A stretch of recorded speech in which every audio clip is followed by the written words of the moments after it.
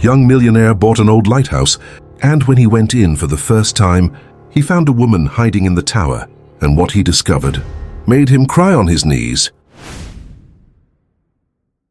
The metal door of the lighthouse slammed shut behind her with a dry bang, like the wind itself had slapped it, and for a second Alice thought that was the end, that someone had seen, that someone had followed, but it wasn't anyone.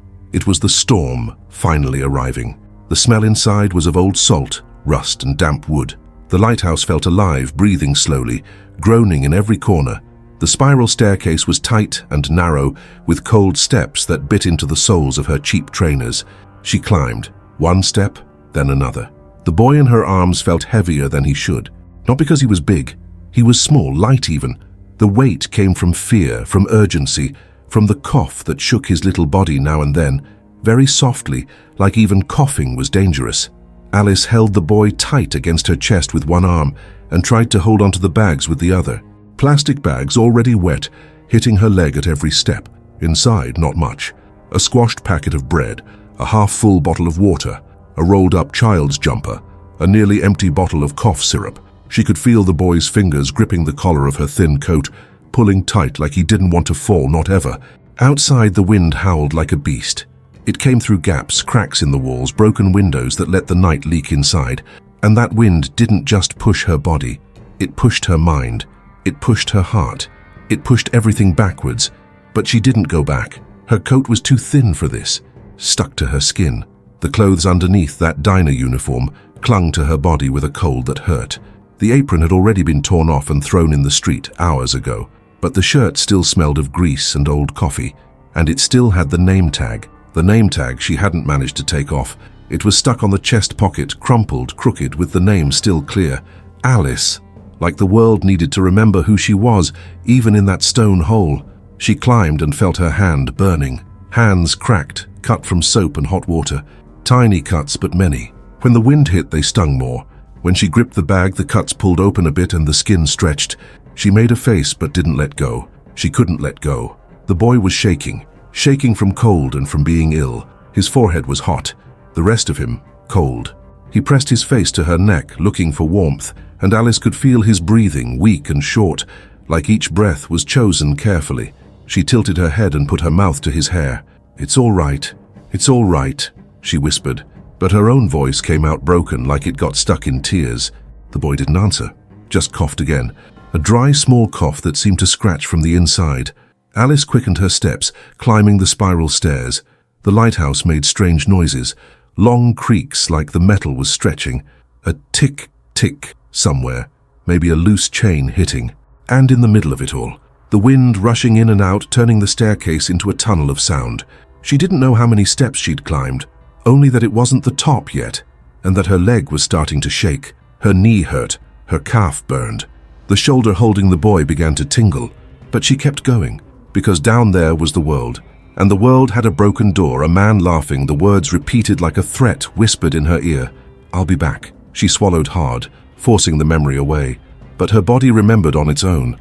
Her body remembered the sound of breaking wood, of the wardrobe crashing to the floor, of her mum's picture frame cracking and the glass flying, of the boy crying in the corner, tiny, with his little finger bleeding, and her wrapping it with tape because there was nothing else. Her body remembered, and her hand squeezed the boy tighter. Don't look down, she murmured, even though he wasn't looking. Don't look. She passed a small round window that faced the sea. For a second, she saw outside, waves crashing on rocks, white foam flying like smoke, the rain coming sideways, pushed by the wind, almost reaching them. Alice felt her stomach twist. There was no way out there, only the climb, the storm arriving, and not knowing what to do the next day. She stopped a moment on a narrow landing, just to shift the boy in her arms. He whimpered softly when she moved him, like it hurt to breathe. Shh, shh, she said, touching her forehead to his for a second. His skin was far too hot. The bag slipped off her arm and hit a step. Alice grabbed it quickly before it could tumble. The sound echoed on the stairs, too loud in that stone silence. She froze, stood still, listening. Nothing, just the wind, just the creaks. Still, her fear didn't listen. She took a deep breath, but the air came in cold, cutting her throat. Her throat had been burning since before, since she ran down the street, since the wind got into her chest and wouldn't leave. She kept climbing. One step, another. The boy gripped her shirt tighter, and Alice felt him tremble again, worse now, like his little body was trying to warm itself but couldn't. She pulled her free hand and wrapped the coat more around his back. The coat was thin, but it was all she had. And the boy buried his nose in the fabric, breathing in her smell like it meant safety. Alice looked at her own name tag for a second, and a small, hot anger grew inside her. Alice, like that was all she was. A name on cheap plastic. A waitress. Someone everyone orders around, yells at, thinks they can shove. She wanted to rip it off and throw it away, but she didn't, because that name tag was the only proof she existed, that she had worked, that she had tried, that she wasn't just running away. And the truth hurt. She was running. Running because she had no one. No mum, no neighbor, no friend, no police she could trust. Running because her dad disappeared, and when he came back, he stank of drink and empty promises. Running because someone had said the debt was hers now, like people were bills. Alice swallowed her tears again and pressed her lips tight. The lighthouse felt endless, and then down below to wait again. Bam! A louder sound. Not the wind this time. It didn't sound the same, didn't have that loose bang of an old door.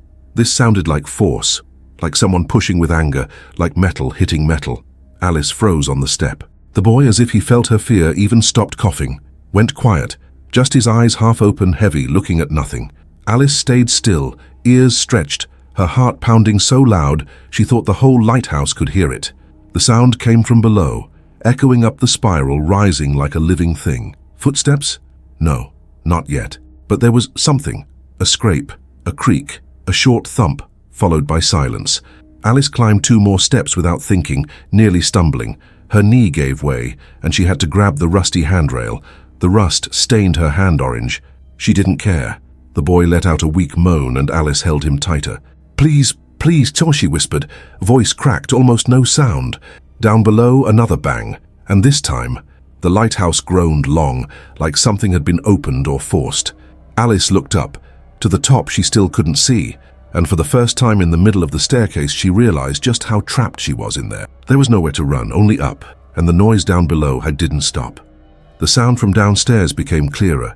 It wasn't an animal. It wasn't just the wind playing with an old door. It was people. The lighthouse creaked like it was complaining, and then came the sound of a key, metal hitting metal, something heavy being carefully pushed. The entrance below was hit by a burst of cold air, like a thick breath rising up the spiral staircase and hitting Alice's face. And right after that, footsteps. Steady footsteps, heavy in the right way, not rushed, not stumbling. Footsteps that didn't ask permission. Each sound of a shoe hitting a step made her body shrink more. The echo came through the stone, repeating, like the lighthouse was making it louder on purpose. She pressed the boy against her chest until she felt his small bones, and her hand rushed to her waist, to the coat pocket, searching for what she had. The knife. A small kitchen knife, cheap, with a plastic handle. She'd grabbed it in a panic before leaving. Didn't even know why. Maybe to feel less small. Maybe to lie to herself that she had a chance. Her cracked fingers closed around the handle. It hurt, but she pulled it out. The blade didn't shine much because it was dark in there, but it shone enough. She leaned her body against the wall, trying to become part of the stone.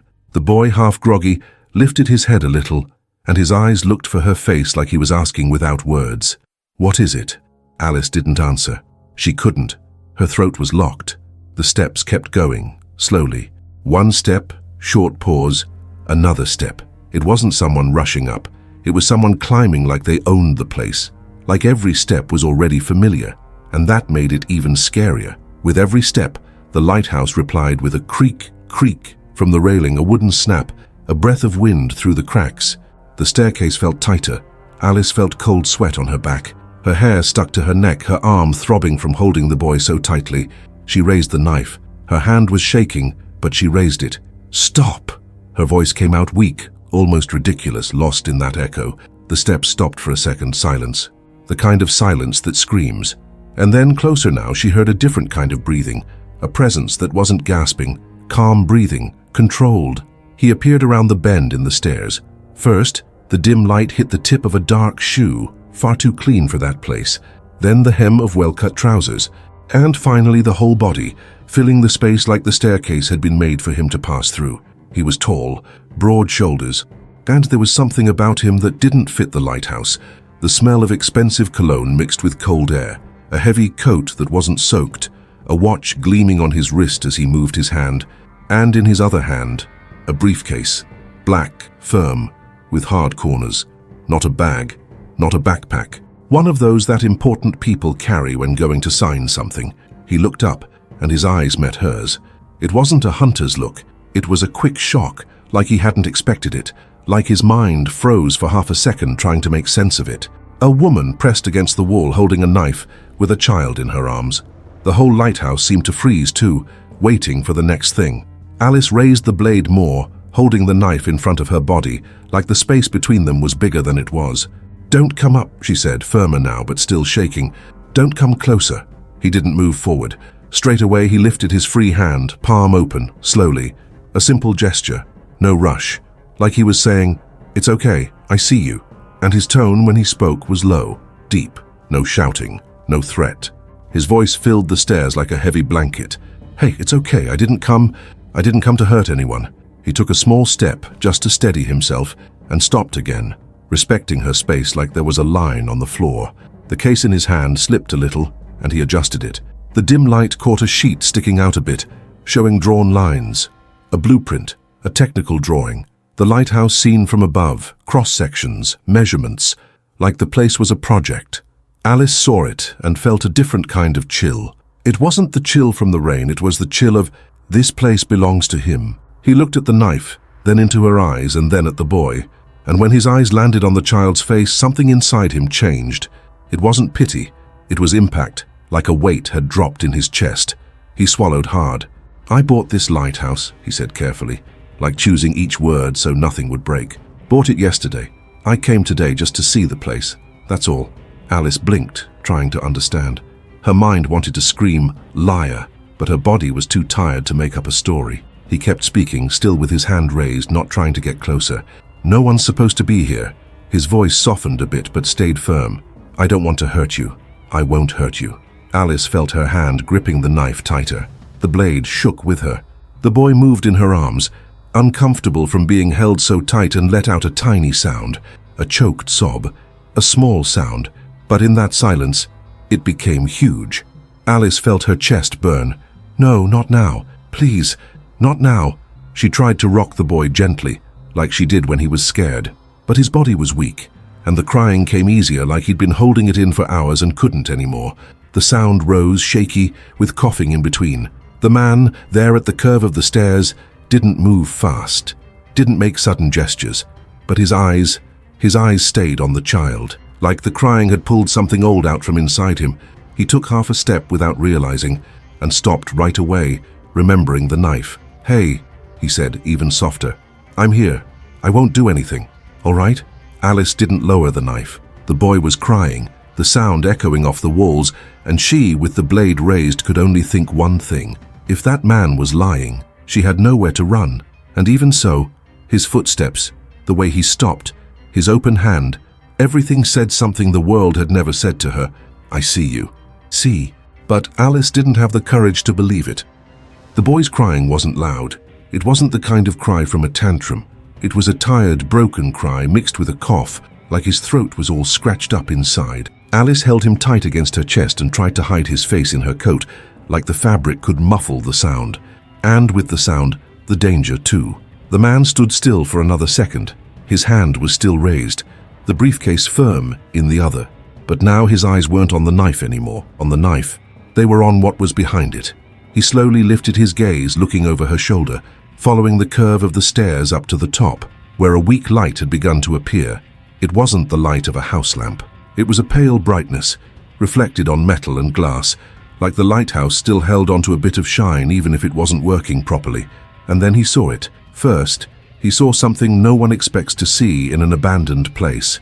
Fabric hanging up, a woman's coat stretched out in a corner, a light blouse, the cheap kind, open and pinned to a grate. Small trousers folded with care, like someone had placed them nicely, even in a hurry. All of it near the highest part, where air moved more thanks to an open window, and an old big light bulb still held onto a bit of the day's warmth. Barely anything, but just enough for someone to try drying clothes there. And there was one detail that pulled his eyes like a magnet. A child's sock, small, light blue, already a bit faded, clipped to the rusty grate with a clothes peg. The peg was yellow, old, with a bite mark, like someone had bitten it in panic. This wasn't a mess. This was someone trying to survive. The man took a deep breath and his chest seemed to sink a little, not from pity, from understanding, because vandalism is stuff left behind, broken, dirty by carelessness. But here, no, here, there was care. Near the top, in a more protected corner, there were pieces of bread wrapped in a napkin, not thrown, folded, kept, like someone sharing crumbs and still trying to make them last. And there was an old porcelain mug with a fine crack inside a bag. On the edge of the mug, a faint lipstick mark, nearly gone, a mark from a human mouth. A small but shocking proof of normal life in a place that should have been dead. The man looked at all of it and, without realizing, gripped the briefcase tighter. Alice saw his eyes moving over the top, and her body grew even more tense. She stepped back like she wanted to cover it all with her own body, like the lighthouse was a hiding place, and he had just found the hiding place. "Don't look," she said, anger and fear mixed in her voice. It came out rough. "Don't look at anything." But he had already looked. And now his gaze came back to her with a different look, a kind of quiet shock, like the scene was too simple, and for that very reason, impossible to ignore. He didn't say, "I bought it," again, didn't repeat his power. He didn't need to. His silence now felt heavier than any words. Alice felt the boy curl up for good, burying his face into her neck. His little body trembled. His tiny hands clutched her like claws. He seemed to want to become part of her, disappear inside her. And Alice was the same, not on the outside. On the outside, she had a knife and a strong posture. On the inside, she was ready to fall apart right there on the step if someone took her breath away. The blade trembled in her hand. Even so, she held it like it was the last piece of dignity she had left. The man took one more step up, just one, very slowly, not to get closer, maybe just to see the boy better, to make sure of what he was seeing. Alice reacted instantly, raising the knife a bit higher. "I said stop," she shouted, her eyes shining, but not with tears, with fury. He froze. All right, I've stopped." His voice came out firm, but not harsh, not raised, not mocking. His eyes went again to the sock clipped with the peg, then to the mug, then to the wrapped bread, and for a moment he seemed to understand something simple. There was no crime here, just escape. Alice saw the change, and it made her feel worse, not better. Because when someone looks at you with pity or with understanding, the person holding on to their anger loses their strength. And she couldn't lose her strength. She couldn't. Her face hardened. She pulled the boy further behind her. She stayed in front, like a living shield. The man saw it, and the way she placed herself, it was almost animal, not acting, pure instinct. The kind of thing someone does when they truly believe something is about to be taken from them. He swallowed hard again. I won't touch him," he said, like he needed to say it out loud. "I swear." Alice gave a short laugh with no humor at all, a laugh that sounded more like a trapped sob. "Swear," she repeated, and the word came out bitter. "Well, everyone swears." The boy let out another little moan and held her tighter. Alice looked at the man like someone staring at danger wearing nice clothes. Then the words came out, not like a request, like something spat, like defense, like warning. "If you were sent by him," she said slowly, each word full of poison and fear, "I'm not going back." The lighthouse felt colder. The knife stayed raised. And the boy, hidden in her body, trembled like he also understood that those words had an owner, had a past, had a chase. And the man, standing on the step with his open hand and his briefcase, felt the weight of what she had just thrown into the air. Him. The way she said he was not just a word. It was like she threw a shadow inside the lighthouse, a shadow that did not need a face to scare. The man felt it on his skin. He looked at that woman for 1 second longer than normal, and it was not desire. It was not curiosity. It was reading. It was someone trying to understand what was not being said. She was shaking, yes, but it was not only from the cold. It was the shaking of someone who has seen a door being broken open, of someone who has heard a threat too close to the ear, of someone who knows the sound of someone arriving even before seeing them. And in the middle of all that, there was the boy. The boy was the center of everything. The man noticed it when he saw the way Alice moved. She did not protect her own body. She did not even think about her own body. Her body was just a wall, just a shield. If he took one more step, if he raised his voice, if he did anything that looked like control, she would react like a trapped animal, and the boy would be held even tighter. The boy had his face buried in her, but a small part of his hand could be seen, small fingers dirty with salt and dust, holding onto her clothes, and on his index finger there was an old bandage. It was not gauze, it was not a plaster, it was electrical tape. Black tape, wrapped badly, already coming loose at the end, with a small piece of crushed cotton underneath. A bandage made by someone who has nothing, but does not leave another person's pain without care. That hit the man like a silent punch. Because a child does not do that alone, someone does it, does. And someone who does that like this in desperation without proper things, does it out of love. He looked from the taped finger to Alice's face. She was breathing fast, like the air was not going in properly. Her eyes had a wet shine that she did not let fall.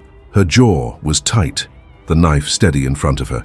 And even so, there was something in her that was not aggression. It was fear turning into courage.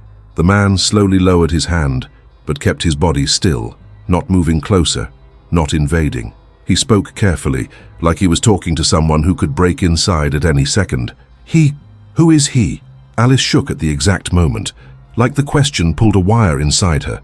She opened her mouth, closed it. Her chest went up and down fast. The boy moved, squeezed her hand harder, and she leaned her body to cover him better. "No," she let out almost in a whisper, like the word was forbidden. The man looked at the boy again and understood something else. That child was not a detail, not just with her, not poor thing. He was the reason. The reason she was up there with a knife in her hand in an abandoned lighthouse with no one in the world.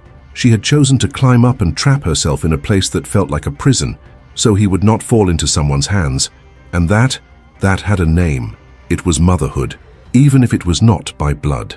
The man took a deep breath. His voice came out low. "Is he your son?" Alice made a short sound, almost an angry no, like it was an insult or a mistake the world always made.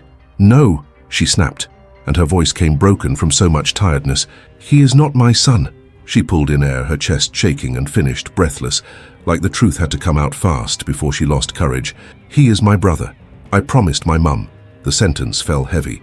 She said, "My mum," in a way that hurts, in a way that lets you hear that this mother is not there anymore, in a way that lets you feel the promise was made on a bed, or on a bad day, or in a last look. The man did not answer right away. He just looked at the boy. The boy, with half-closed eyes, looked too tired to understand talk, but his hand did not let go of her clothes. Did not let go. And Alice noticed the man's look on the taped bandage. She took a tiny step back, like she wanted to hide that too, like the world had no right to see the way she cared. The man spoke slowly. "You said something. Sent by who?" The word "sent" made Alice freeze. Her face lost color. She truly shook, like a memory had touched her. The boy coughed, a rough sound, and his cough seemed to fill the whole stairway. Alice put her free hand on his back and tapped softly, trying to help. It's all right, shh," she murmured to the boy. But it was not only for him, it was for herself. The man continued, without pushing, but straight. "Who are you running from?" Alice could not hold it. The knife wavered for a second. It did not lower, but it shook more, and her body answered before her mouth. A shake rose from her legs, crossed her body, reached her shoulder. She shook because the question was too simple and too dangerous, and the man saw it. He saw that if he pushed, she would break, she would close, she would turn to stone. So he did the opposite of what almost everyone would do. He stopped asking. His hand went to his own neck. He opened his expensive coat with a firm move and took it off, without drama, like it meant nothing. The fabric was thick, heavy, the kind that holds back the wind. He took a small step and held the coat out towards her, but did not touch her. He just made it clear it was for her to take if she wanted. "Take it," he said softly. "Cover both of you." Alice looked at the coat like it was a trap, like accepting care was a debt, like warmth could turn into chains. But the boy shook again, and a weak moan came out. That broke her resistance for a moment. She did not lower the knife, but she pulled the coat with the arm holding the boy, wrapping it over his body and hers. A bit crooked, a bit clumsy. The warmth of the fabric hit their wet skin like a shock. The boy, right away, let out a small sigh, like his body had been waiting for that for hours. He sank deeper into the hug, and the crying turned into just a tired murmur. The man looked around. The window nearby was open, a wide gap, and the wind came in like it owned the place. The rain was already arriving, coming sideways and splashing inside, getting everything wet, making the floor slippery. He went to the window without asking permission, not because he wanted control, but because the wind was hurting. He put both hands on the frame. The wood was swollen. The window did not want to close. He pushed once. Nothing. Pushed again. Harder. Nothing. Took a deep breath, threw all the weight of his arms, and the lighthouse answered with a creak. He pushed for real, arms stiff, jaw tight, until the window gave a little. A dry crack. The wood fitted. The wind dropped at once, like someone had shut the mouth of a monster. The silence that came after was strange, heavy. Only the rain outside hitting the glass, and the sound of the sea far away. He came back slowly. The briefcase was still in his hand, but now it felt like it was just paper, without importance. He went down one step and sat right there, on the stairs, a bit below them. Not close enough to scare, not far enough to feel like leaving. His body took little space, but his presence felt like a barrier, like if someone came up, they would have to go through him first. He spoke without looking straight at her, like he did not want to press. "I will not hand you over to anyone." Alice tightened the coat around the boy. The boy, with his small hand, held her finger under the fabric like she was afloat in the middle of the sea. He held on tight. Anchor. Alice stayed silent for a few seconds, swallowing something that felt bigger than her. The lighthouse made a soft crack like it was breathing, and then in a thin voice she said it without looking at him, like someone confessing a fear that has no more space to hide. "You don't understand. He comes back." The wind outside hit the freshly closed window harder. The glass shook. The wood creaked. The rain turned into a thick, heavy curtain, the kind you almost never see in life, a rain so loud it sounded like stones thrown from the sky. The whole lighthouse groaned. A creaking sound came up the stairs, rising from below, moving through the walls, like the whole place was hoping it wouldn't fall apart. The man slowly lifted his face. He didn't argue with what she said. He didn't say, "Don't go back." He didn't say, "Calm down." He didn't make light promises. He looked around like someone sizing up a battlefield. In there, going down was impossible. Going down meant opening the door to the wind, slipping on wet steps, getting lost in the night, and worse, putting the boy in danger, putting Alice in danger. If someone was out there, if he existed, going down meant giving them up. So the way out wasn't to leave, it was to hold on. It was to turn the top into shelter, a vault, a place no one gets through. He stood up without making any extra noise. His posture changed, not aggressive, decided, the kind of decision that scares threats and comforts the ones being hurt. "All right," he said quietly, more to himself than to her. "Then we're not going down." Alice pulled the coat tighter around the boy and watched with cautious eyes. She had seen men say, "It'll be fine," and vanish. She had seen promises turn into smoke. She didn't trust easily, but he didn't ask for trust. He started doing things. First, he went down a few steps, just to the point where the stairs curved and there was an old metal hatch that led to a narrow hole. He pulled it, tested it. The door creaked. Down below, the sound of the sea was louder. The wind came in through cracks, whistling like it was trying to find a way in. He looked at Alice over his shoulder. "Stay there. Don't move." It wasn't a boss's order. It was a guard's order, from someone ready to stand in front. Alice didn't answer. She just held the boy closer. The knife was still in her hand, but now lowered, almost touching her leg, like part of her body, not a threat. The man opened the hatch and stepped inside. The light there was worse. Almost none. He turned on the torch on his phone, a cold white light that drew shadows on the damp walls. He found what he was looking for, a thick iron bar made to hold the door in case of strong wind, but it was loose, tossed in a corner with rusty screws. He picked up the bar with both hands. It was heavy. The metal was cold. Carefully and with strength, he fitted it in place, testing it. Pushed the door, pulled it. Did it again. The wood groaned, but it held better. Still not enough. He pulled out a simple object from his case that Alice hadn't even noticed before. A small padlock, new, shining in the dark, like he had already come prepared to protect the place. Like an owner locking up what he bought, he locked the padlock through the hatch ring, closed it with a dry click. That sound changed the air. A barrier. One more wall between them and the world below. Alice let out a slow breath, not realizing she'd been holding it. The man came back to the stairs and climbed again. The storm was worse. The lighthouse vibrated like someone was banging on it from outside with a fist. He looked up at the top and saw that the pale glow wasn't just a reflection. There was an old panel, a maintenance space with a little door marked by time. He went up, pulled it. Stuck. He pushed with his shoulder once. Nothing. Again, the metal cracked. On the third try, the little door gave way with a long creak, and a smell of old oil and dust rose up. Inside, a maintenance kit. Plastic boxes, tools, wires, a folded emergency blanket inside a bag, the shiny kind, gold on one side, silver on the other. He pulled the blanket like it was treasure. Here. He didn't throw it. He brought it to Alice slowly and held it out like he had with the coat, without touching her, without crossing her space. Alice looked at the shiny blanket. Her eyes paused for a moment on how he offered it, always letting her choose, always respectful. She pulled the blanket and wrapped the boy first. Him first. The boy made a very soft sound, almost an ah, like his skin finally stopped hurting from the cold. His small body relaxed a little, but the cough still came, short and dry. The man looked around again like something was missing, and it was. Light. Heat. Power. He went back to the kit, pulled out a bigger torch, tested it.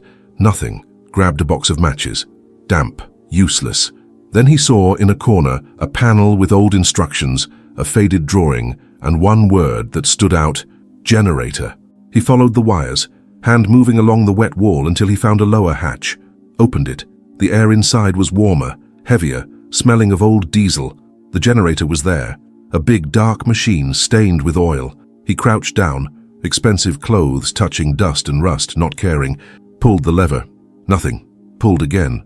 His arm muscle tensed, his jaw locked. On the third pull, the machine coughed, a rough sound, then another. And then it started.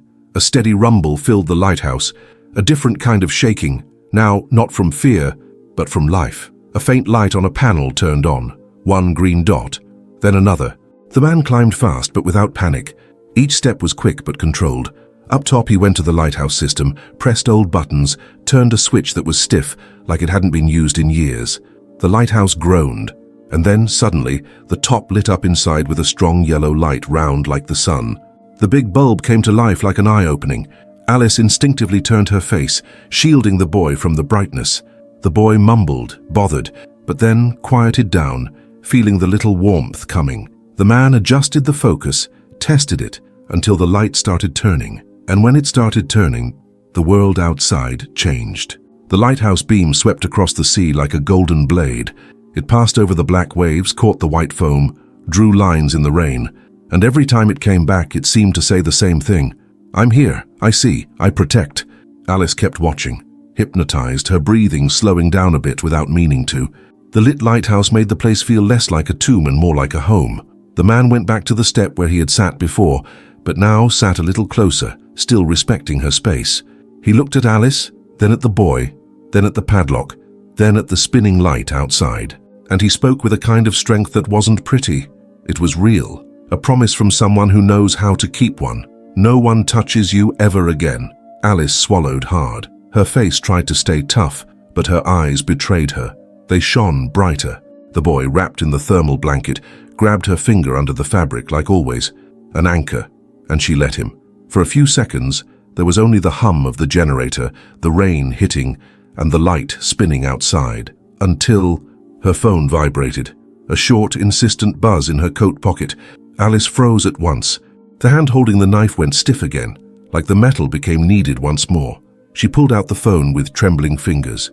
The screen lit up, unknown number, and the lighthouse out there kept sweeping the sea, like it was saying that even in the middle of hell, someone was watching.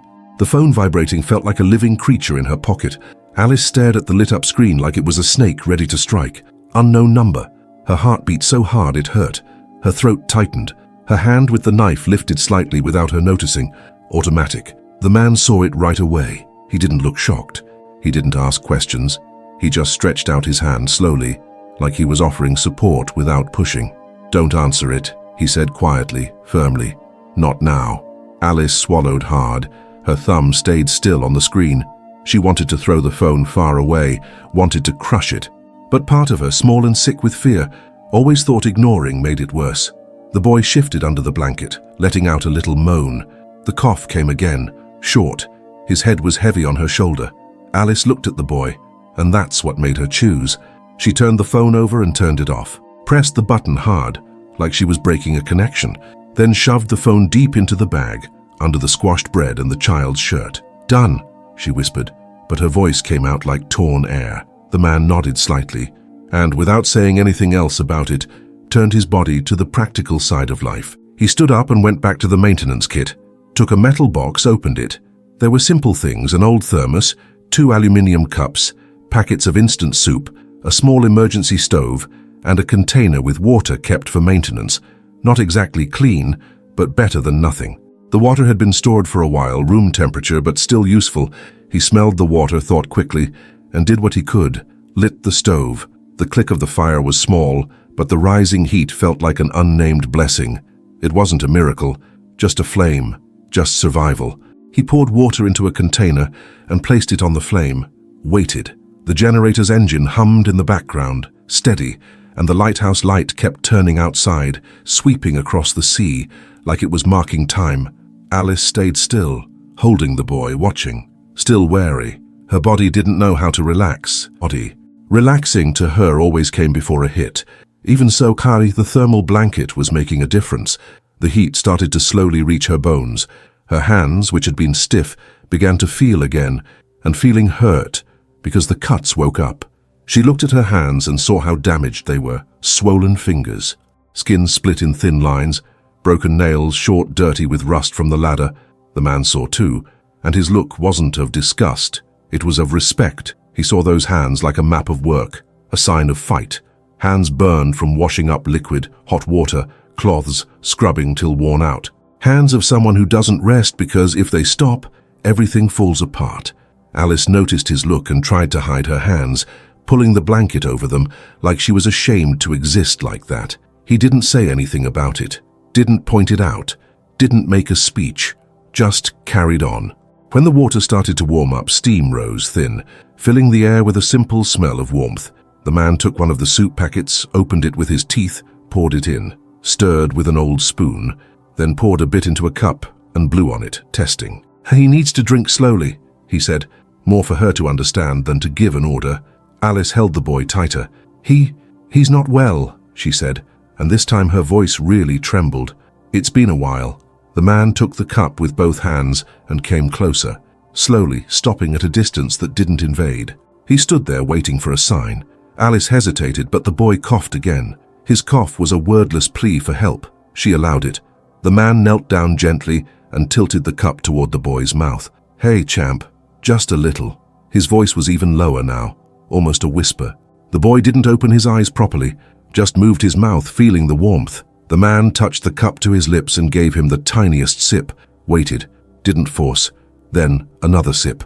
Alice watched every move like she was ready to attack if something went wrong, but nothing did. The man had patience.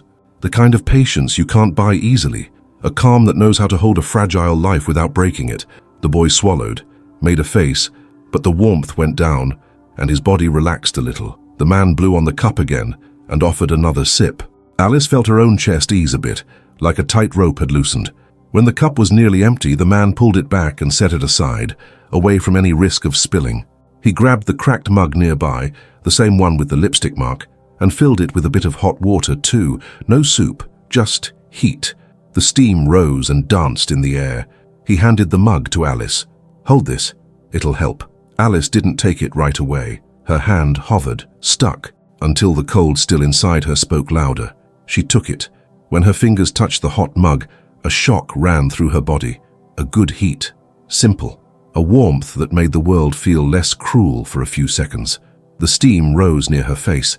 She closed her eyes for a moment, without meaning to. Just feeling. Her body betrayed her. Her tough posture gave in a little. Her shoulder dropped.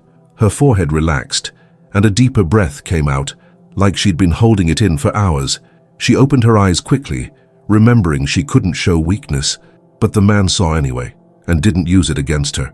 He went back to the boy, adjusted the thermal blanket better, pulled it up more, covering his small chest, then took off his own jacket, the expensive suit, now dusty and rust-stained, and laid it over the blanket as an extra layer. Alice widened her eyes. "You're going to be without?" she tried to say. He shrugged like it was nothing. "I can handle it." And he really could. Not because he was a superhero, but because, in that moment, he chose for his body to suffer in the boy's place. That simple. Alice felt something strange in her chest. It wasn't trust. Not yet. It was confusion. Because a man who helps like that without charging, without acting like he owns things, that didn't exist in her world. The boy moved, warmer now. His mouth made a little pout, like little kids do when they're almost asleep, but want to complain about something. And then out of nowhere he made a sound, a little laugh, small, weak, almost accidental, like part of his body remembered what life was like before fear. Alice froze. Her face locked up, like that laugh was impossible. The man looked at the boy, and for the first time, a real smile showed on his lips. A small smile, held back, but real. The boy opened his eyes just a bit and looked at him, confused, like he was asking who this stranger was who didn't shout. The man leaned his face in close and spoke in that deep, soft voice, almost a secret. "You're safe with me." Alice heard it. And it wasn't the words that broke her. It was the tone. It was how he said safe, like it was law, like it was the final word, like the whole world could try and still wouldn't get through.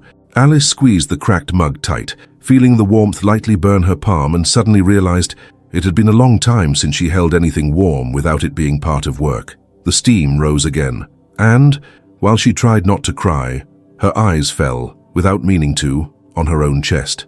On the uniform still damp under the borrowed coat, the simple shirt, with the small fast food logo.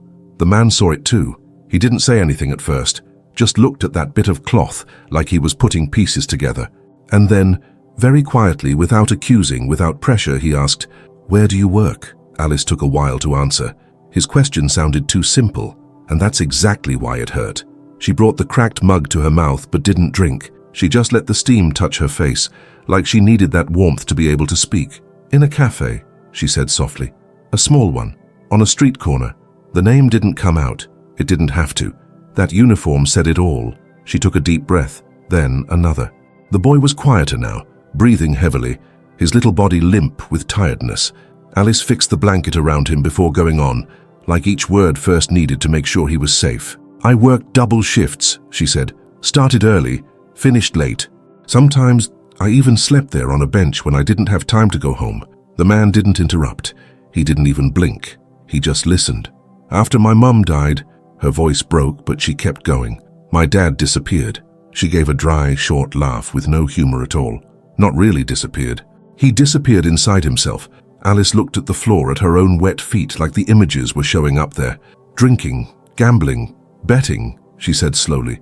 "When he did show up at home, he looked smaller, weaker. He'd promise he'd change, that he'd get a job, that it was just a phase." She pressed her lips together. I believed him. At first, the silence in the lighthouse grew heavy, only the hum of the generator steady like a tired heart. "Then the bills started," she went on. "Late electricity, water, rent, the boy's medicine. Everything landed on me." She raised her hands a little, not noticing she showed the marks, the broken nails. "I became the adult in the house. I became everything." The man felt something tighten in his chest. It wasn't surprise, it was recognition. Alice swallowed hard before continuing. "One day," she paused, her throat closed. "One day someone knocked on the door." She closed her eyes for a second. When she opened them, they were glassy, stuck in another scene. It wasn't a visit knock, it was a kick. Her whole body tensed up, like it was happening again. The door gave way easily. "Old wood," she murmured. He walked in like the house was his. The man leaned in without realizing, paying close attention. He knocked over a chair, opened cupboards, threw everything on the floor. Her voice sped up now, rushing. "My mum's photo fell. The glass broke, left a hole in the corner of the frame." She placed a hand on her chest, like trying to hold something broken inside. The boy started crying. I told him to run to the room. He tripped, cut his finger, bled. Alice breathed in deep and hard, like she needed the air to stay alive in that memory. "The man laughed," she said, full of disgust. "Laughed while he grabbed the TV, the microwave, even the coins from the boy's little piggy bank, everything." She closed her fist, angry. "Then he looked at me," her voice lowered, "and spoke like he was talking about the weather." Alice lifted her face and repeated, word for word, with his voice echoing inside her. "Your dad said now you pay the debt. If you don't, I'll come back." The silence that followed was too heavy. The man felt a dry knot in his stomach. It wasn't some faraway story, it was raw violence, direct, meant to break. Alice ran her hand over her face, wiping something that hadn't even fallen. "I just stood there," she said, "with the boy's blood in my hand, with the house empty, with my mum's photo broken on the floor." She opened her eyes fully and stared at the man, steady, tired, stripped of any defense. "I didn't run that day. I stayed, worked more, paid what I could, hoped he wouldn't come back." She gave a crooked smile. "But he does come back." The boy moved a little under the blanket, breathing deeper. Alice quickly adjusted his body, pure instinct. The man waited. He knew something was still missing. Alice stayed silent for a few seconds too long. The lighthouse turned outside, sending out light through the glass, going and coming back, like it was keeping time with her memory. Finally, she spoke. "He said he worked for a company." Her hand trembled slightly, not from cold, from the name. A collection company, Master Recovery Group, something like that. The name came out of Alice's mouth like it was dirt, and the second she said it, the man stopped. It wasn't a polite pause. It wasn't a, "Wait, let me think." It was a real stop, like someone had pulled the floor out from under him. His face lost all air for a moment. His jaw tightened. His eyes froze hard, but not on her. On something inside his head where a door had just opened. He knew that name. He knew it too well. Alice saw the change, and her fear came back strong. Because to her, rich men always had two sides, and when the cold side shows up, people bleed. "What is it?" she asked, quiet, wary, pulling the boy closer. "Do you know it?" He didn't answer right away. His chest moved up and down slowly, but inside he seemed to be falling. That company, it was his. Not in the "I've heard of it" way, in the "I sign for it" way. A part of his empire, a hidden arm, a side almost no one saw. A business that didn't show up in luxury magazines or fancy event photos. He bought cheap debt from other places. Credit cards, shops, loans, normal stuff. And then he outsourced the collections. Just collections on paper, just numbers in the reports. But the name Alice said wasn't just in a report. It was him kicking in a door. It was her mum's photo broken on the floor. It was the black tape on the boy's finger. His system had turned into a knife in someone's life. It felt like a nail drove into his chest, a thick, cold one. It didn't just hurt from guilt. It hurt from shame, from disgust at himself, because he had always told himself a nice story. "I don't order anyone to get hurt. I don't tell anyone to break into houses. I just buy debt. I just sign contracts and make offers." And right there in front of him was living proof that it was a lie. Alice, shaking with a sick boy in her arms, hiding at a traffic light, wasn't an accident. She was a result. He looked down for a second. His hand went to the phone in his pocket, almost by reflex. He pulled it out slowly, like it weighed twice as much. The screen lit up, and there in the phone's glow the reflection of a logo appeared, small in the corner of a work app. A symbol he saw every day without feeling anything. Now that logo looked dirty. It looked like blood. Alice saw the light on his face, saw his eyes locked on the screen, and her throat tightened. "You know it," she managed to say, barely a whisper. He looked back at her and didn't try to run, didn't try to explain, didn't try a "well, you see." He just let the truth show on his face, heavy and full. "Yes," one word, short, like a door closing. Alice felt her stomach turn. Her fear now had a new name. Her world again was in the hands of a man who could destroy or save. She gripped the knife without realizing. "So, you're here because of that?" Her voice was shaking, but there was anger too. You were sent?" He shook his head quickly, like the idea hurt. "No, I didn't know. I swear I didn't know anything, not what they were doing." Then he took a deep breath, like he needed to hold himself together. The boy coughed softly, then went quiet again. Alice rested her face on his hair, like she was trying to remember what mattered. The man looked at the boy, and now the guilt was too much. Because it wasn't just about Alice. It was about a child shaking in her arms because of a debt he had turned into business. His voice came out low, rough, different from before. It had weight. "Give me a minute." He got up before she could answer. He didn't ask permission, not to command, but out of urgency. He walked down a few steps to a corner where the curve of the stairs hid most of him. You could still see him, but not hear it all. It looked like he didn't want to scare her more. He leaned his shoulder on the cold wall, ran a hand through his hair once, fast, like someone trying to wake up. Then he made the call. The first ring was picked up, like someone on the other end was always waiting for his voice. He didn't say hello, didn't say, "How are you?" His voice came in like a blade. "I want everything stopped now." Someone on the other end tried to explain, but he cut them off. "Don't explain. Obey." He stood up straighter, eyes hard, jaw clenched. "Stop all collections from this company. All of them. Today. No one calls anyone, no one shows up at anyone's house. Got it? I'll explain later, but everything stops now until I say otherwise. Silence from the other side. Then a sir. He didn't let it finish. Names, addresses, who's on the street, who gives orders, who receives them. I want a full list in 15 minutes. He breathed short, out of air, like he was holding in both anger and guilt. And one more thing. I want the head of this operation out, now, and the other one, and the other. Everyone who signs off on aggressive collection, gone. The word gone came out cold. He went on, not blinking. Cancel the contracts with the intermediaries. Cut it all. Don't negotiate. Don't ask for approval. I'm the approval. On the other end, the voice grew quiet, scared. This'll cause problems with partners, with investors. He gave a dry laugh. No humor at all. Then they can come talk to me. He hung up before hearing a reply. He stared at the screen for a moment. The phone's light lit up his face from below, making the bags under his eyes clearer, making him look more human and more frightening at the same time. His hand was shaking, not from cold, a shake from holding back a volcano. He gripped the phone tight like he wanted to crush the guilt inside it, and when the shaking finally stopped after about 7 minutes, the phone vibrated. A message. Short, cold, direct, like a threat from someone who thinks they rule the world. You don't know who you're messing with. The man stared at those words. His eyes turned dark, heavy, and the way he breathed made it clear he knew exactly who he was messing with. And even so, he wasn't going to stop. He stared at the message for a while. The lit-up screen lit his fingers, and the lighthouse outside kept spinning back and forth, like nothing happening inside mattered to the sea. But it did matter. He put the phone away without saying anything, just took a deep breath and climbed back up, step by step, heavier now. When he reached the curve of the stairs, Alice was already standing, with the boy in her arms again. The thermal blanket wrapped around them both, the bag hanging from her arm. Her face was hard, but her eyes were something else, a heavy, tired, suspicious look, the look of someone who's seen help turn into debt. He stopped at a safe distance.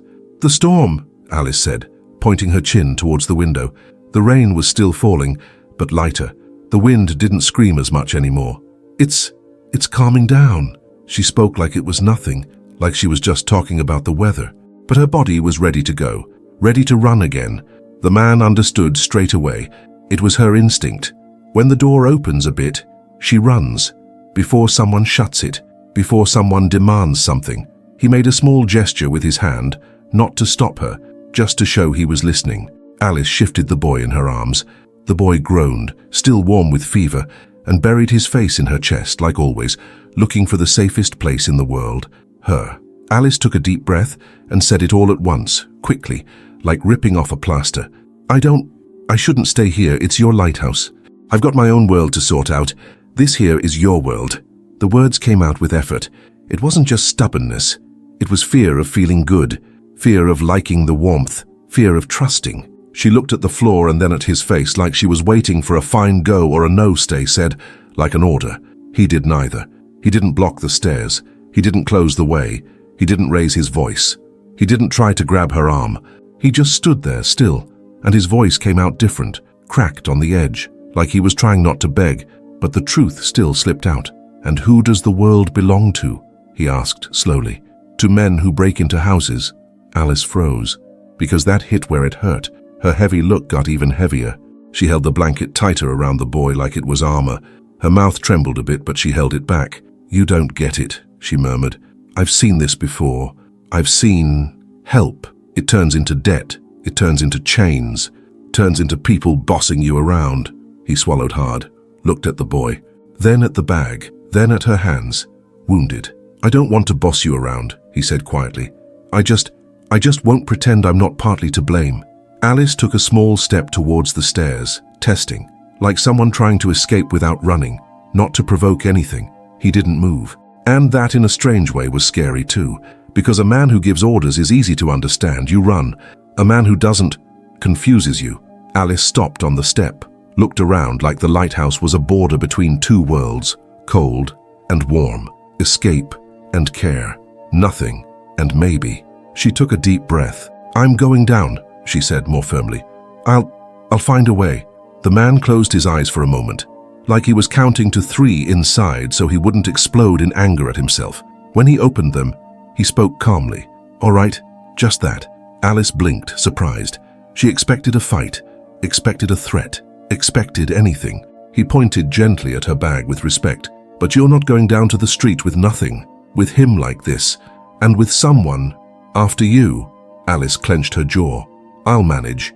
He let out a short breath, almost a sad laugh. That managing nearly froze you both to death. The line didn't come like an accusation.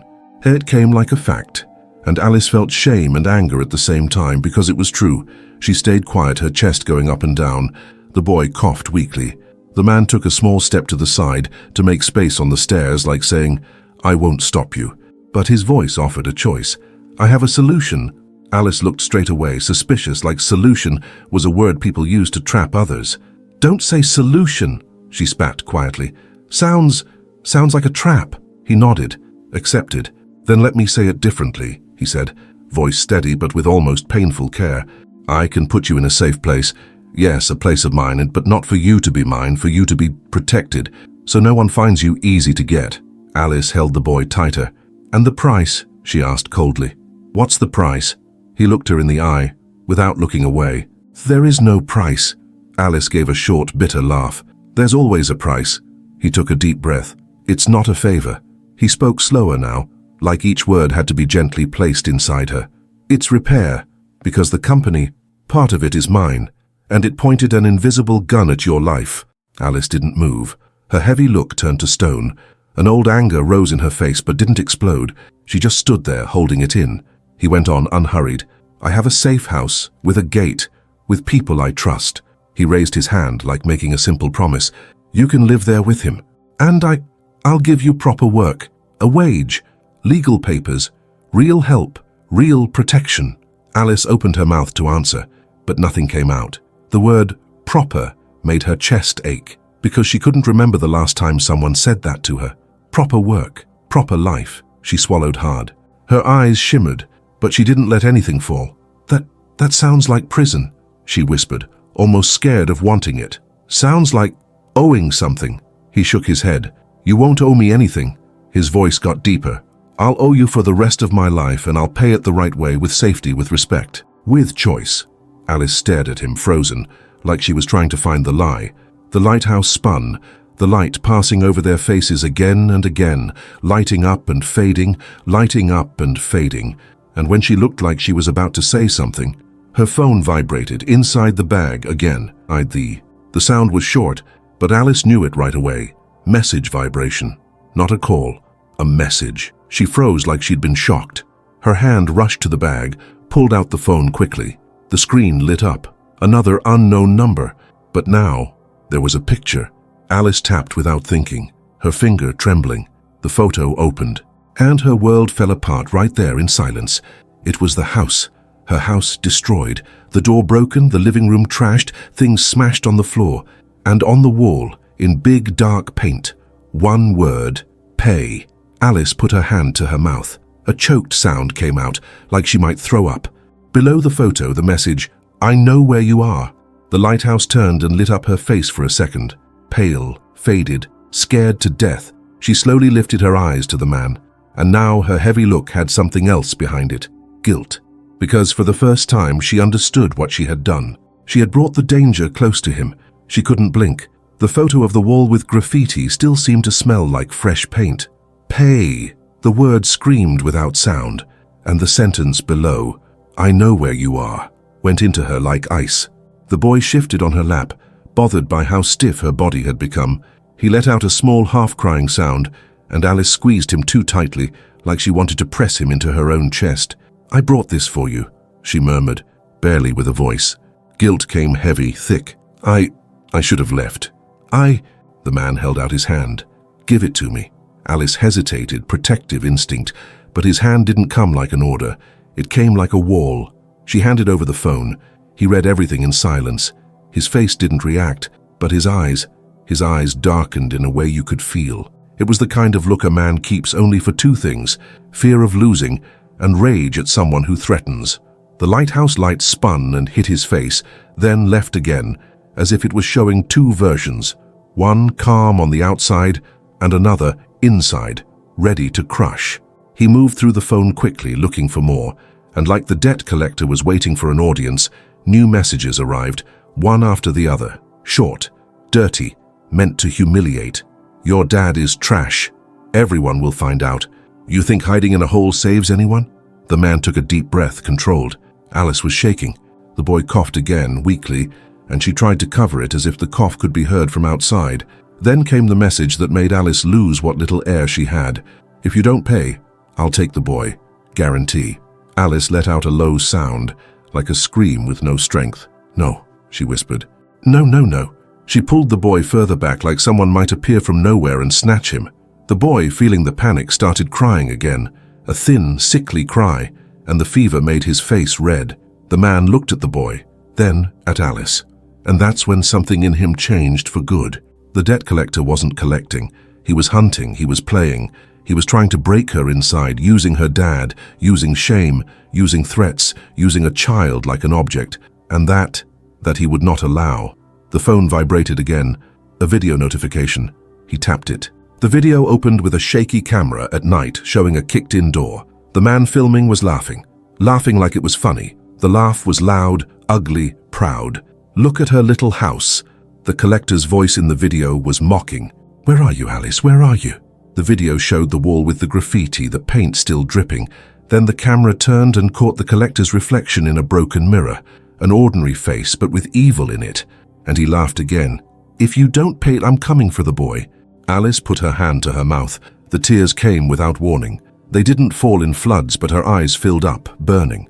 The man closed the video. The silence that came after was so heavy, you could hear the generator humming louder. He gave the phone back to her but didn't look at the screen. He looked at her. He won't come near you, he said without shaking. Not ever again. Alice shook her head, desperate. You don't understand. He has no shame. He uses anything. My dad, The man didn't let her sink. I understand. His voice got deeper. And I'll handle it my way.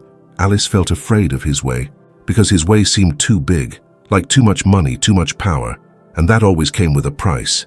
No, she tried. Don't do anything crazy because of me. He took a small step, just enough for her to feel the weight of his presence, but without touching.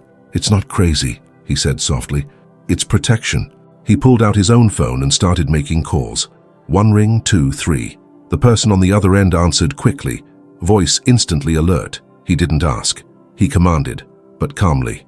I want legal on the line now, and private security going to the address I'll send, and I want direct contact with the local police now.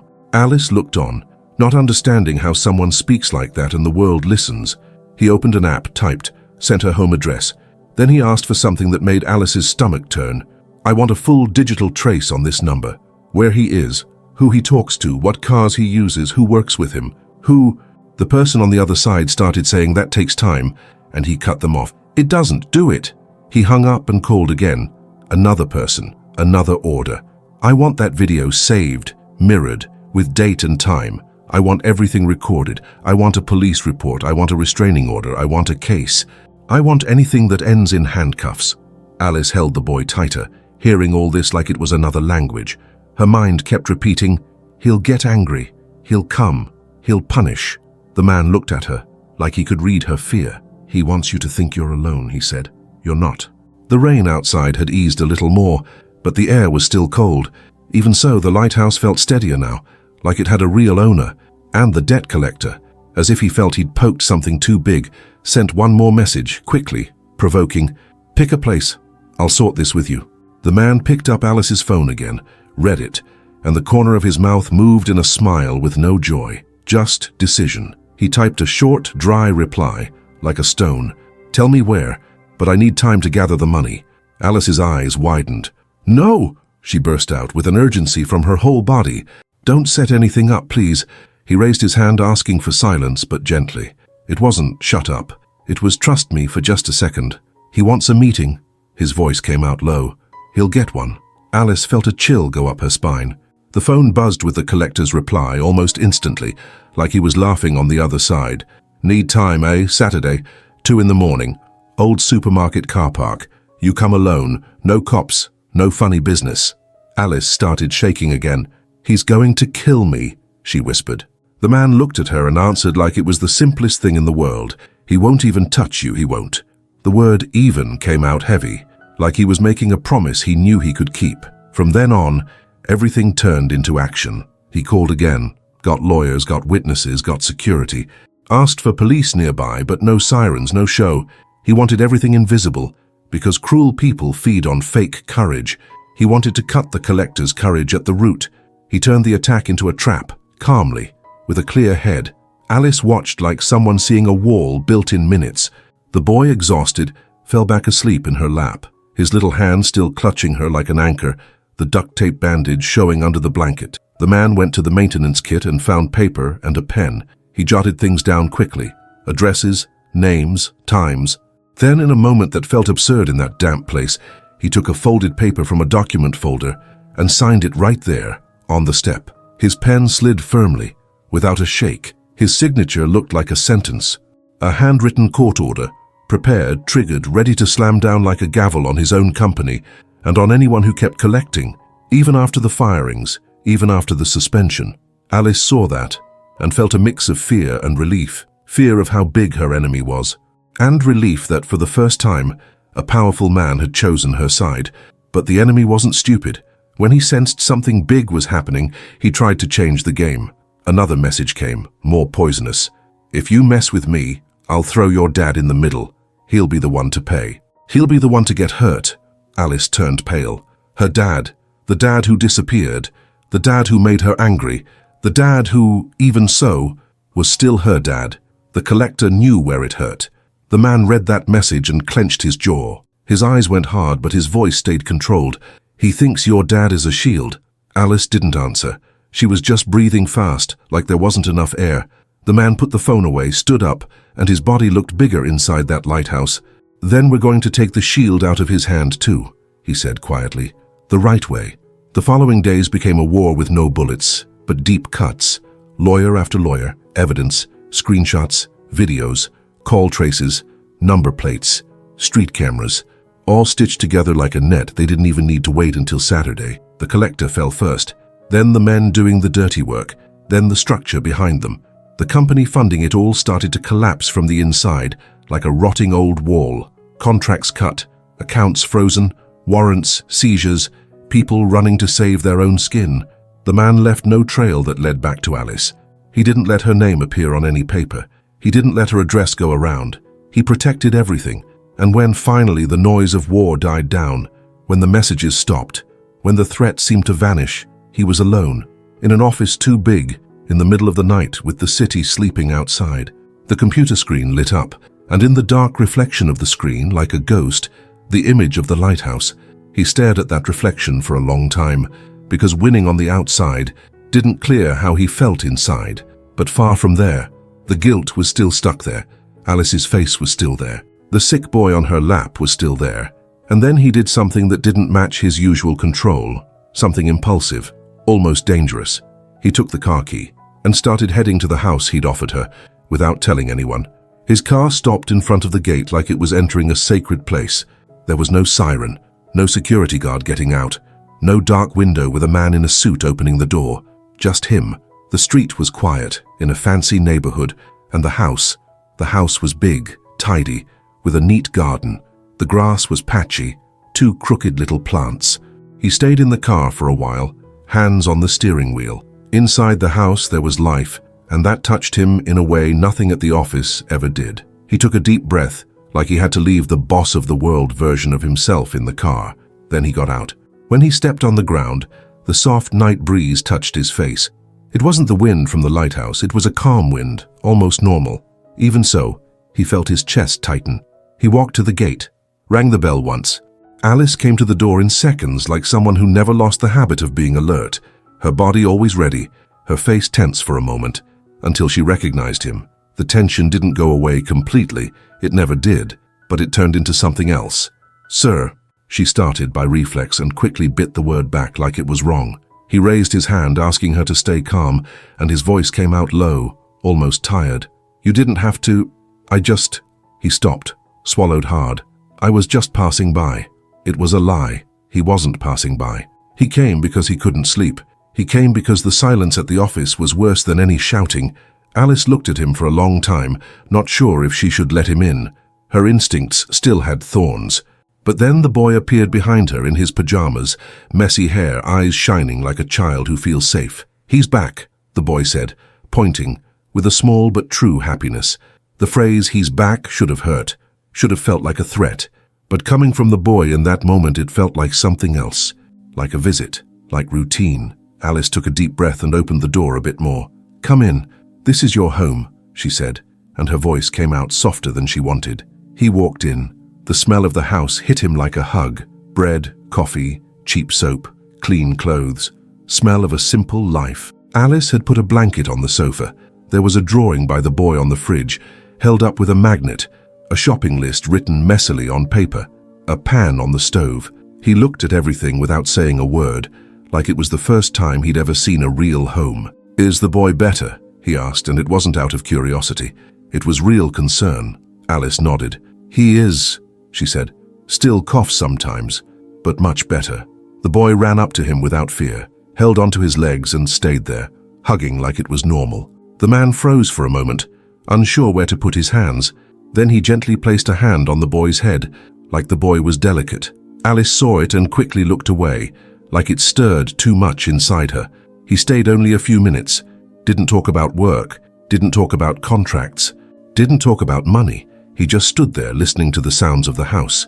When he left, Alice closed the door slowly and stood staring at the emptiness for a few seconds, like her body had forgotten how to breathe without fear.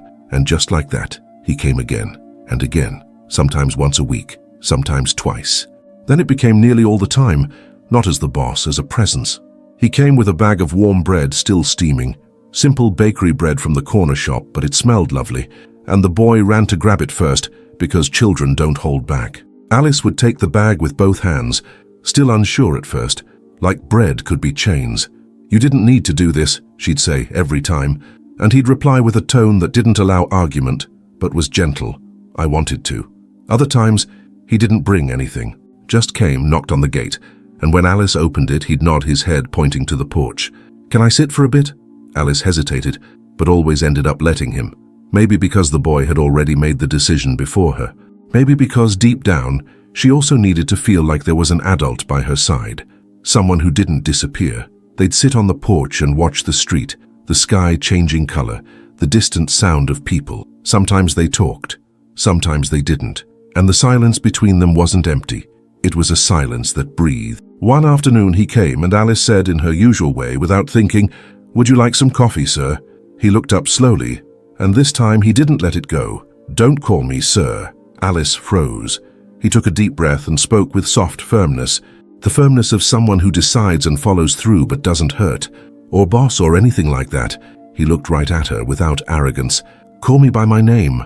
I want to be your friend." The word friend felt strange in his mouth, like he hadn't used it in years. Alice didn't know what to say, because friend meant being equal, and she had never felt equal to him.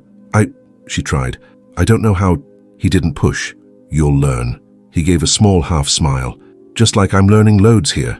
The boy showed up in the kitchen with a spoon in his hand, licking something chocolatey. Somehow that boy's mouth was always covered in chocolate. Alice pulled a mock-angry face. "Hey, that was for after lunch." The boy laughed and ran off. The man watched it like he was watching a film, like he never had that. He ended up laughing too, quietly, for real. And that's when Alice realized she was laughing too, without meaning to, without planning. Laughing at the boy running, laughing at how he tried to pretend he hadn't touched the chocolate, laughing at how the house felt normal. Later, sitting at the table, Alice placed 3 cups in a row, one for her, one for him, one for the boy with warm milk. The evening light came through the window and made everything golden for a second. The simple table looked beautiful. Steam rose from a chipped cup, the same one that survived the lighthouse, and now it was almost a symbol. They started talking about small things, like they were the only safe things. Alice spoke about her childhood, when her mum baked simple cakes and the house smelled like vanilla. She spoke about her dad before he became a shadow, when he still smiled, before he fell. The man didn't say much, but he said something. He said his childhood was full of rules, full of pressure, that he learned early that showing love was weakness, that he grew up trying to control everything because if he had control, No one could hurt him. Alice listened and didn't judge. She just listened. They talked about fear. Alice spoke about being scared to sleep and wake up with the door broken down again, about being scared the boy would get sick in the night and she wouldn't have money for medicine. He spoke about being afraid he wasn't enough, spoke about having money and still feeling like an empty shell. And sometimes in the middle of a sentence they'd both stop, because some things don't fit into easy words. In those moments, the boy would come between them without asking. He'd climb onto Alice's lap, then slide over and lean on the man, like they were two arms of the same chair. He curled up naturally between them, and it all happened without fuss, like the boy had already understood what everyone else hadn't, that family is presence, not a surname. The man started to exist outside of control. He didn't come in giving orders, didn't come to fix things. Sometimes he just washed a glass, dried it with a cloth, unsure how to hold it properly. Sometimes he straightened a wonky chair. Sometimes he watched the boy draw and asked, "What's that?" "It's you," the boy replied, like it was obvious. "And this is her, and this is me." Alice pretended not to hear, but she did. And every time he left, her heart felt strange, like the silence that came after was too big. Months went by like that, one day after another. Him always coming back, her always trying to keep her distance. But her body relaxed when he entered, and that was a betrayal. One cold afternoon, Alice was in the kitchen washing dishes. He came in behind her quietly, just to put the bread on the table. She got startled and let a plate slip. It hit the sink and almost fell. Before it could fall, his hand shot out. He caught the plate, and for a second, his hand touched hers. It was a small touch, but it stayed. It shouldn't have stayed. It was only to catch the plate, just a quick gesture. But his hand didn't let go straight away, and her hand didn't pull back either. Time slowed down, heavy, like the lighthouse far away had started spinning again right there in the kitchen. Alice looked up, and he was too close. Not invading, just close. The touch lasted longer than it should have, and they both felt it. Alice stood still, feeling her skin remember it was there. The warmth of his hand wasn't fire, it was just human warmth, and even that was already too dangerous. She slowly pulled her hand away like she'd touched a socket, picked up the plate, put it in the sink with exaggerated care, and tried to laugh, the kind of laugh you do when you want to pretend nothing happened. "Oops," she murmured, nearly broke it. He nodded, looking at the sink, but his thoughts weren't on the plate. He had felt her hand shake. He had felt how she held her breath. He had seen her throat move like she'd swallowed a piece of fear, and he, who always controlled everything, realized that here he had no control, because his body had already chosen before he did. He let out a quiet "yeah" and took a step back, respectful. Alice went back to washing the dishes, scrubbing harder than needed like she wanted to wash the feeling off her skin, but it didn't wash away. That night was different. There was no message, no threat, no phone vibrating, no angry rain hitting the roof. Nothing, just the house, just the sound of the wall clock, just the sound. A calm tick-tock, almost annoying. Just the fridge turning on and off, just the soft wind coming through the cracks. The boy slept early now. He had a routine. He had clean covers. There was a small light in the hallway because he was afraid of the dark. Alice always left that light on. Always. The man had sat on the porch as usual, but the cold came in earlier and Alice, out of habit, opened the door and spoke without thinking. "Come in. It's cold." He came in. The living room had only one weak light on. The glow made soft shadows on the walls. The TV was on low volume, more like background noise than a show, and in the middle of that calm, the silence felt different. It wasn't the silence of fear, it was the silence of something growing. Alice went to the kitchen to get some water. He stood against the wall, watching her walk through the house like it was his too, not because he owned it, but because he strangely belonged, like he had been accepted there without realizing. Alice came back with 2 glasses, put one on the table and held the other. She didn't sit. She stayed standing, not knowing what to do with her own body. She said something silly, really silly, just to fill the air. The boy, he doesn't like that milk anymore. Now he only wants chocolate milk. She gave a small, tired smile. "I've made a little monster." The man watched her lips move. Psst. And he didn't hear properly. He just saw how her hair fell on her face, saw the light in her eyes when she talked about the boy, saw her hands still marked, but now more cared for, saw her skin without that cold color she had at the lighthouse. He saw life, and that hit him like hunger. Alice noticed the look, and her body went on alert as always. She lowered the glass a little, and her heart started to race with no logical reason. "What?" she asked, almost annoyed, as a defense. He took a small step. "Nothing," he said, but it was a lie. Alice tried to laugh, nervous. "Why are you looking at me?" He stopped at arm's length, close enough for her to feel his breath, warm and slow. "Because," he started, and froze. He never froze in meetings, never with investors, never with lawyers, but with her nothing worked to hide behind. Alice felt her chest tighten. Part of her wanted to tell him to leave. Another part wanted him to stay until sunrise. She tried to look away, lifted the glass to her mouth, but her hand shook and the water almost spilled. He saw and on instinct reached out and held the glass with her, just to steady it. It was a simple touch, but the touch fit. And this time it wasn't just the hand, it was their eyes locked. Alice's breathing got short. Her face was too close to his. Without planning, she opened her mouth to say something, anything to break it, but no sound came. He tilted his head slowly, as if asking for permission without asking. Alice didn't say yes, but she didn't say no either, and her body, for the first time in a long while, didn't run. The kiss happened like things happen that you can't hold back. No promises, no speeches, no rush. It was first a soft touch of lips, almost a test, like both were asking with the kiss, "Is this real?" Alice felt the warmth rise from her chest to her face, and a good kind of weakness in her legs. Her hand let go of the glass without noticing, and his hand caught it, placed it on the table. He kissed her again, a bit firmer but still gentle, like someone afraid to break a person. Alice placed her hand on his chest, just to steady herself, and felt his heart beating fast under the shirt. That man who seemed made of control was shaking inside. The weak light in the room flickered once very lightly, like the power gave a sigh, and through the window, far away, the lighthouse could be seen, a small dot blinking slowly, in its own rhythm, like a reminder. Blink, pause, blink, as if the whole world was breathing with them. When they pulled away, it was slow. No one pulled fast, no drama. They just stayed close, foreheads nearly touching, and that heavy silence had become something else. Alice looked at him, eyes shining, like she was angry at herself for letting it happen, and relieved that it did.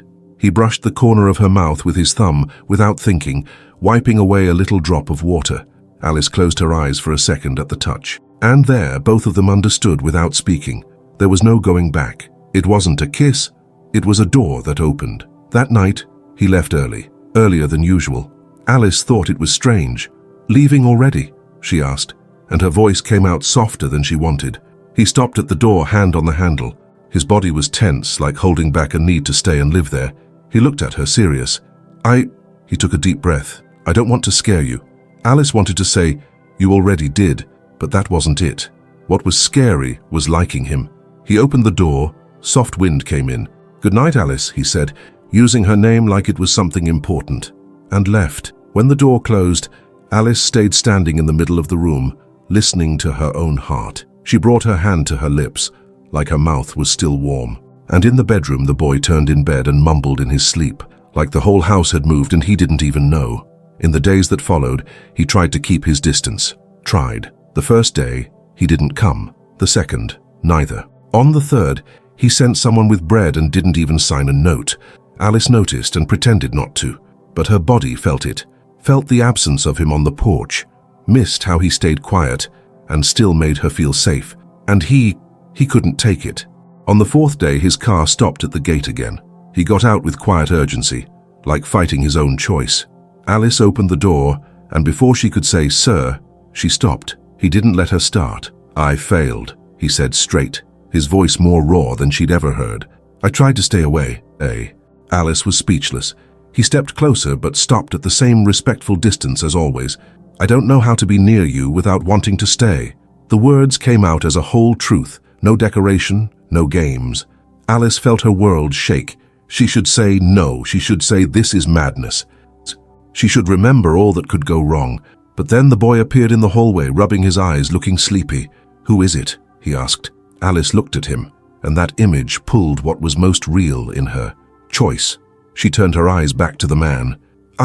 She began, voice shaky.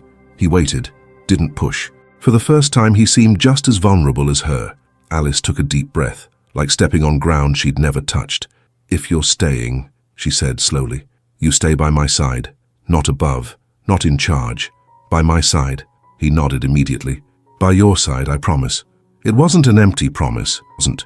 It was a promise made like a law. The rest was simple. Months getting closer, he brought her and the boy to live in his main house. They just enjoyed being near each other. And so, there was no luxury, no big party, no important people laughing with glasses in hand. There was choice.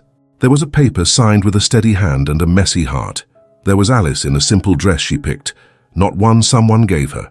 There was the man in a plain suit, no shine, no stage.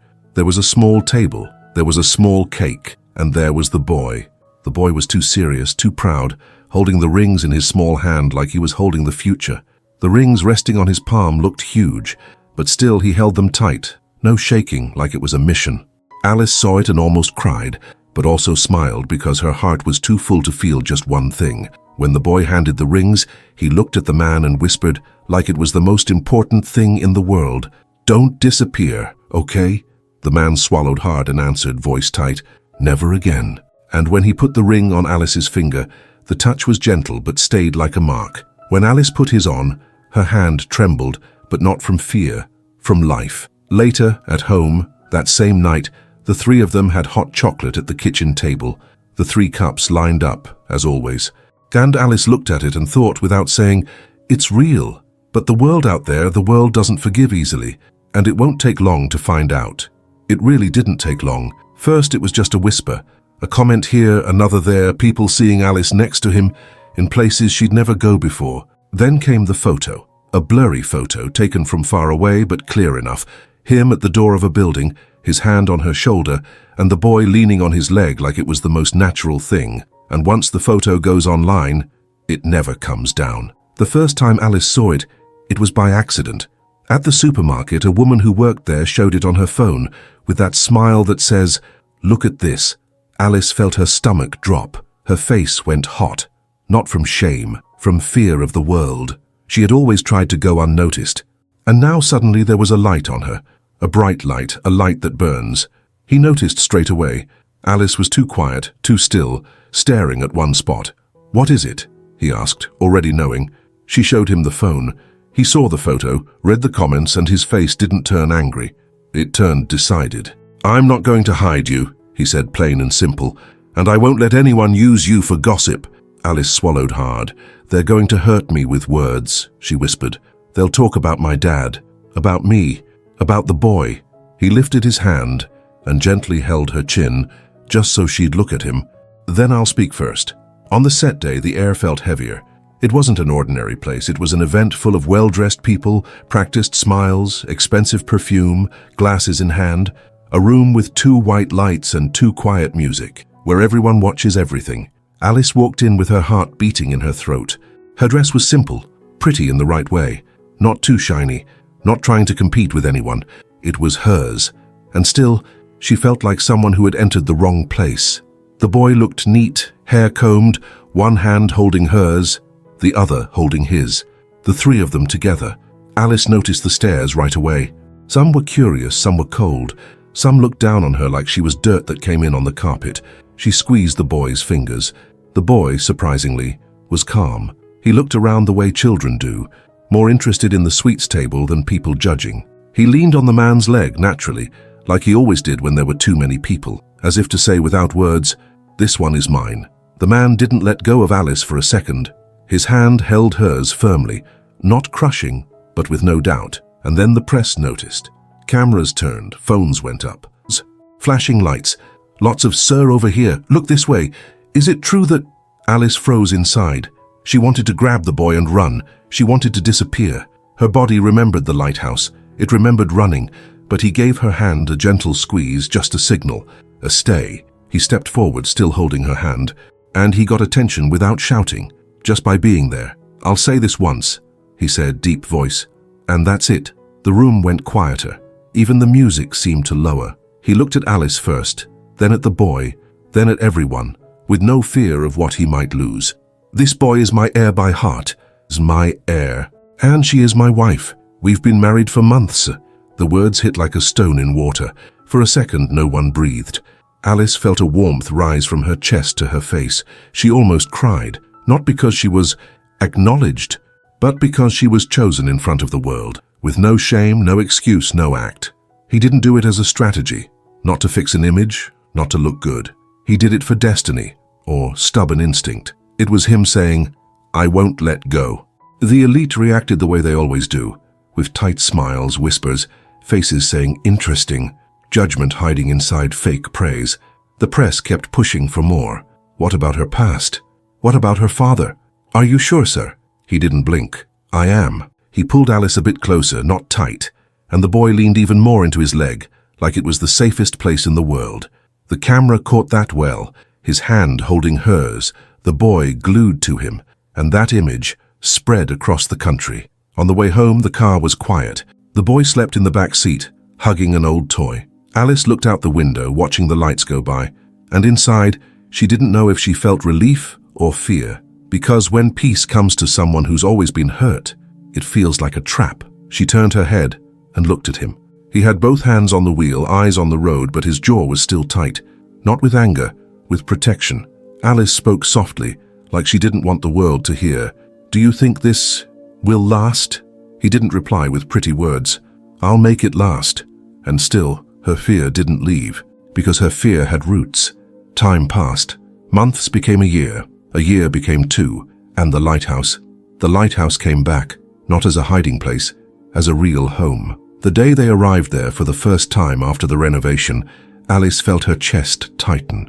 The same smell of salt, the same wind, the same spiral staircase, but now there was warm light. New wood where there used to be mold, sealed windows, a blanket folded on a chair, a small kitchen with a pan and a sofa with a throw. The lighthouse still turned at the top, but it didn't seem like a warning. It felt like a heartbeat. The boy ran ahead, climbing the stairs like it was a toy. "I'm going up," he shouted, laughing, and his laugh echoed through the whole lighthouse. Alice followed behind, always alert. "Slow down! Hold the rail!" she called out. Always the mother wolf. Her body still checked doors, sounds, everything. That didn't switch off. The boy looked back with a "okay mum" face and kept running, happy. He stopped at a landing and pointed at a wall with a drawing taped to it, a child's drawing. The lighthouse drawn in colored pencil, and 3 stick figures holding hands, a tall one, a woman with long hair and a child with a big smile. The boy said proudly, "I made it. It's us." Alice looked at it, and her eyes filled, not from sadness, from something good, the kind that's scary too. The man came up behind her and placed a hand on her waist gently, just presence. The boy came down a step and leaned on him as always. "My daddy, look," he said, calling him "my daddy" so naturally that it could break down any old wall. Alice still found the name strange sometimes, but she allowed it, because it was the boy's way to make sense of his world. A man who came, who cared, and didn't leave. That same day, while the boy ran around and the lighthouse light swept over the sea, Alice felt, just for a moment, that maybe her life could be calm. Until the past tried to open the door again. In the late afternoon, when the sun was low and the wind colder, someone appeared at the bottom, near the makeshift gate. A thin man, wrinkled clothes, unshaven face, tired eyes. Her father. Alice saw him from afar, and her body tensed at once. Her heart raced like it was back on the day the door was broken down. He raised his hands, asking for peace. "Alice," he called, weak voice. I just want to talk." She walked down a few steps slowly. She didn't run. She didn't shake on the outside. But inside, the girl who lost her mum and grew up too fast was fully there. The man, her husband now, came down too, one step behind, silent but present. The kind of presence that says, if he crosses the line, I'll stop him. Her father took a step. "I'm your father," he tried. "I messed up, I know, but I'm trying." Alice raised her hand. "Stop." Her father stopped, his eyes filled with tears. "I've got nothing," he said. "I just wanted to see the boy." Alice looked at him for a moment. Her face didn't show screaming hate. It showed tiredness, a limit. "You're not coming in," she said, firm. "Not today, not like this. But you're the man who disappeared," she cut in calmly, which hurt more than shouting. "You're the man who let the house fall apart, and I held it up alone. I was a sister, I was a mum, and almost a dad too. You're the man who brought bad people near us." Her father lowered his head. Alice took a deep breath and said the hardest thing without humiliating. "Protecting isn't just hugging," she said. Protecting is also stopping the past from repeating. She nodded toward the gate. If you want to do things differently, start outside, get help, find work, get sober. Stay away from gambling. Stay away from debt. Her voice softened. And don't come here using the boy to clean your guilt. Her father cried silently, an ugly cry from a broken man. I've got nowhere to go. Alice felt an old pain, but didn't give in. I didn't either when you sent that man to take the little we had left. And still I went. She stepped back. You're not coming in. Not because I hate you, because I've learned to take care of what's mine. The man beside her didn't say a word, but he gently touched her back, offering support. Her father looked at the lighthouse, at the boy running above, and seemed to understand that place was no longer his. He turned and walked away slowly. Alice stayed there, watching until he vanished around the bend. The wind touched her face. The sea answered below. The lighthouse turned, and when she went back up, the man was at the top waiting with the boy beside him, both looking out the window. The boy came running and hugged her leg. Alice hugged him back tightly. She looked at her husband, and for the first time in a long while she was at peace. And if this story touched you in any way, if it made your heart ache, or breathe a little deeper for a few seconds, leave a like. It helps this story reach other people who also need to feel this. Subscribe to the channel, because there are still stories about love, protection, and choices that save lives, and the next one is already waiting for you.